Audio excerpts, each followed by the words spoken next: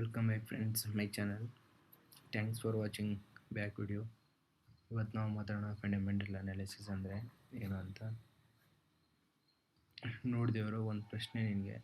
ಈಗ ನಿನ್ನ ಹತ್ರ 50 ಲಕ್ಷ ಇದೆ ಅಂದ್ಕೋ. ಅದು 50 ಲಕ್ಷ ತಗೊಂಡು ಒಂದು ಅಂಗಡಿ ಕೊಂಡ್ಕೊಳ್ಳೋ ಅವಕಾಶ ಸಿಕ್ಕರೆ 1 ನಿಮಿಷದಲ್ಲಿ ಹಣ ಕೊಡ್ತೀಯ ಅವ್ರ ಕೈಯಲ್ಲಿ, ಇಲ್ಲ ತಾನೆ?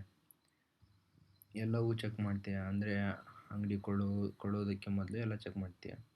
ಮೊದಲು ಏನು ನೋಡ್ತೀಯ? ತಿಂಗಳಿಗೆ ಎಷ್ಟು ಲಾಭ ಬರುತ್ತೆ, ಗ್ರಾಹಕರು ಬರ್ತಾರಾ ಇಲ್ವಾ, ಸಾಲ ಎಷ್ಟಿದೆ ಅಂಗಡಿ ಮೇಲೆ, ಅಂಗಡಿ ಮಾಲೀಕ ನಿಜ ಹೇಳ್ತಿದ್ದಾನ ಇಲ್ವಾ, ಇವೆಲ್ಲ ನೋಡೋದೇ. ಹಣ ಕೊಟ್ಟರೆ ಅದೆಲ್ಲ ರಿಸ್ಕ್ ತಾನೆ. ಸ್ಟಾಕ್ ಮಾರ್ಕೆಟ್ ಕೂಡ ಇದೇ ನಿಯಮ ನಡೆಯೋದು. ನೀನು ಯಾವುದೋ ಒಂದು ಶೇರ್ ಕೊಂಡಾಗ ನಿಜವಾಗಿ ಆ ಕಂಪ್ನಿಯ ಒಂದು ಸಣ್ಣ ಶೇರ್ ಹೋಲ್ಡರ್ ಆಗ್ತೀಯ. ಹಾಗಿದ್ರೆ ಕಂಪ್ನಿ ಹೇಗಿದೆ ಅಂತ ತಿಳ್ಕೊಳ್ಳೋದೇ ಹಣ ಹಾಕೋದು ಸರಿನಾ? ಇಲ್ಲ ತಾನೆ, ತಪ್ಪು ತಾನೆ. ಇದನ್ನೇ ಫಂಡಮೆಂಟಲ್ ಅನಾಲಿಸಿಸ್ ಅಂತ ಕರಿತೀವಿ. ಆದರೆ ಕಂಪನಿಯ ಆರೋಗ್ಯ ಹೇಗಿದೆ, ಲಾಭ ಕೊಡ್ತದೆ ಇಲ್ವಾ, ಸಾಲ ಜಾಸ್ತಿ ಇದೆಯಾ, ಮಾರಾಟ ವರ್ಷದಿಂದ ವರ್ಷಕ್ಕೆ ಹೆಚ್ಚಾಗ್ತಿದೆ ಇಲ್ವಾ, ಮಾಲೀಕರು ಆ ಕಂಪ್ನಿಯ ಸರಿಯಾಗಿ ನೋಡ್ಕೋತಿದ್ದಾರೆ ಇಲ್ವಾ, ಇವೆಲ್ಲ ಪರಿಶೀಲಿಸಿ ನಂತರ ನಿರ್ಧಾರ ಮಾಡಬೇಕು ಅಲ್ವಾ. ಫಾರ್ ಎಕ್ಸಾಂಪಲ್ ಹೇಳ್ತೀನಿ,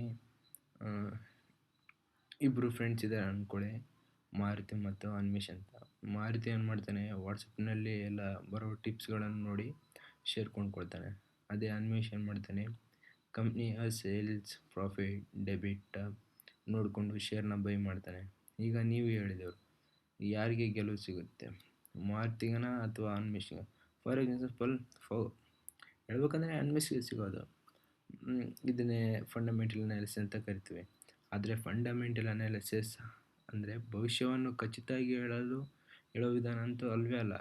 ಆದರೆ ಕಂಪನಿಯ ಅರ್ಥ ಮಾಡಿಕೊಂಡು ಕೊಳ್ಳೋಕ್ಕೆ ಸಹಾಯ ಮಾಡುತ್ತದೆ. ಇದನ್ನೇ ಫಂಡಮೆಂಟಲ್ ಅನಾಲಿಸಿಸ್ ಅಂತಿದೆ.